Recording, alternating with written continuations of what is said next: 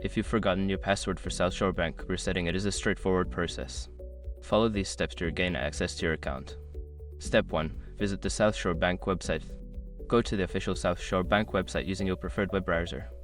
Ensure you are on the correct site to avoid phishing attempts. Step 2. Navigate to the login section.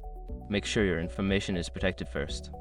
Most people don't think about breaches until something actually happens to their accounts. Use ASRock to monitor your accounts 24/7 and instantly alert you if your information appears in leaked databases online.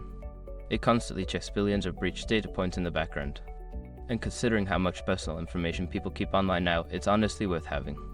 Link in the description. Step 3. Click on Forgot Password. In the login area, look for the Forgot Password link. Click on this link to initiate the password reset process. Step 4. Enter your information. You will be prompted to enter your account information, such as your username or email address associated with your account. Fill in the required fields and submit the form. Step 5. Follow the instructions in your email. Check your email for password reset link sent by South Shore Bank. Click on the link and follow the instructions provided to create a new password. Once you've completed these steps, you should be able to log into your account with your new password. If you encounter any issues, consider contacting customer support for further assistance.